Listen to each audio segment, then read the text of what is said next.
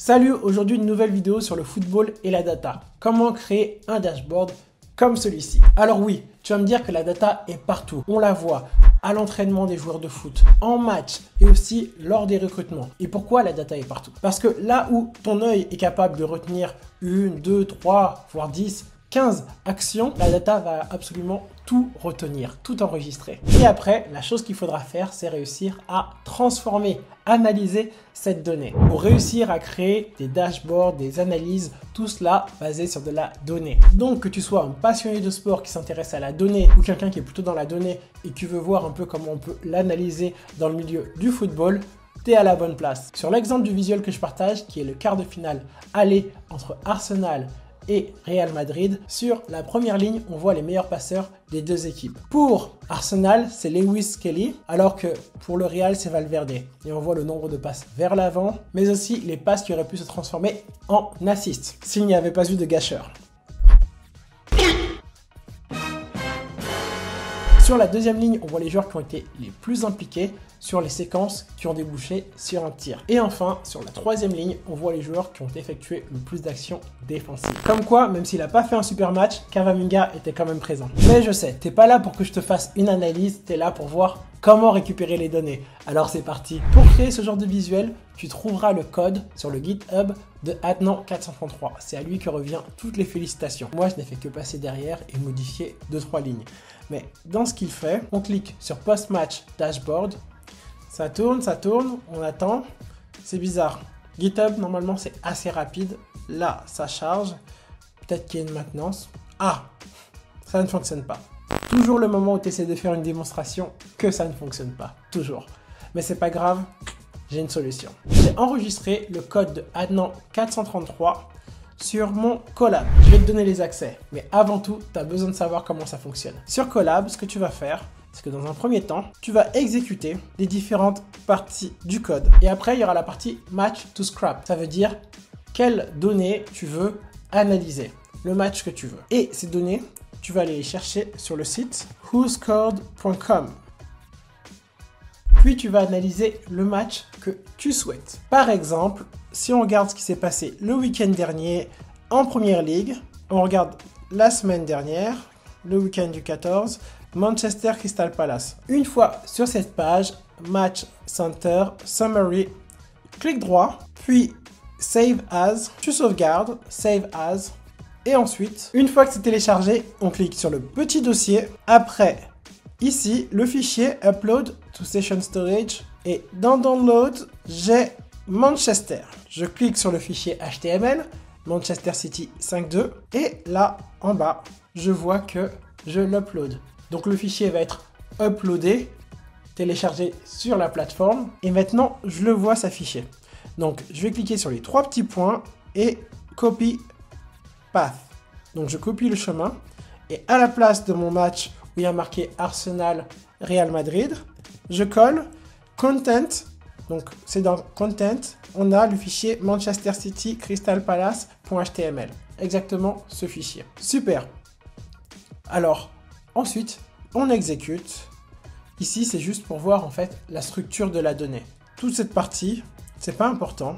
En fait, je vais même te l'enlever pour te faciliter le travail. Et là, lorsqu'on exécute encore une fois, on voit la donnée sous format structuré. Donc, j'exécute, j'exécute, j'exécute, j'exécute et j'exécute. Après, j'ai une petite explication de code. Donc, on pourrait y revenir plus tard, mais pour le moment, pour faire le dashboard, on n'en a pas besoin. Après, il y aura une information que l'on n'aura pas, malheureusement, dans le site WhoScored. C'est ce qu'on appelle les XG, Expected Goal, ou en français, les buts attendus. C'est un calcul probabiliste pour savoir est-ce que le joueur a beaucoup de chances de marquer ou non. Ça dépend de plein de choses, telles que la distance, l'angle, est-ce qu'il y a un défenseur devant, est-ce qu'il tire pied droit, pied gauche, enfin plein d'informations. Et on va trouver ces informations sur le site Footmob. Footmob, une fois dessus, je vais sur Première Ligue et je regarde les matchs de la journée passée. Match by team, Crystal Palace et voilà, Manchester City. Je clique et là, je vois tout. Expected goal 3.81. Donc, je vais ici. L'équipe home 3.81. 1.82. Away team 1.82. H, c'est pour home. A, c'est pour away, donc l'équipe qui est visiteur. XGOT, donc c'est expected goal on target. Lorsque le tir a été cadré, quelle a été sa chance qu'il rentre? Où est-ce que je vais trouver ça? Donc si je fais stats, là c'est par joueur, mais si je veux par équipe, XG on target, 4-0-1 et 2-16. 4-0-1 et 2-16. Donc je reprends. XG c'est expected goal, le but attendu, la probabilité de marquer, alors que XGOT c'est expected goal on target. Quand tu tires, et on sait maintenant que la balle a été cadrée, quelle est la probabilité de marquer, hein? Il y a une petite nuance. Dans le premier, on regarde juste la position du tireur. Alors que dans le deuxième, expected goal on target, on regarde la position du tireur et où est-ce qu'il met la balle. Et par rapport au positionnement de où se trouve la balle, c'est là on calcule la probabilité qu'il avait de marquer. Bien, maintenant il nous suffit juste de compléter ici les informations. Donc, ligue, c'était quoi? C'était première ligue, la journée day 32. Et enfin, la date, il me semble que c'était le 12 avril. Bon, j'ai mis un peu d'anglais, un peu de français, autant mettre tout en anglais, c'est mieux. Et maintenant, j'exécute ceci, j'ai même pas besoin de développer, je mets en tout petit, ça aussi, en petit, j'exécute. Et là, le dashboard aussi, j'exécute. Là aussi, j'exécute toutes les fonctions, j'exécute. Le dashboard, j'exécute. Et à présent, on attend le résultat. On voit, ça calcule.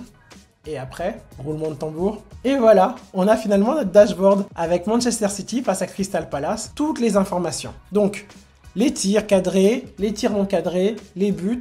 On a aussi ce qu'on va appeler en anglais le pass network, donc le réseau de passes. Quel joueur a vraiment communiqué, fait des passes à quel joueur? On voit que le 3 et le 82 se sont fait beaucoup de passes. Le 24 et 75 aussi.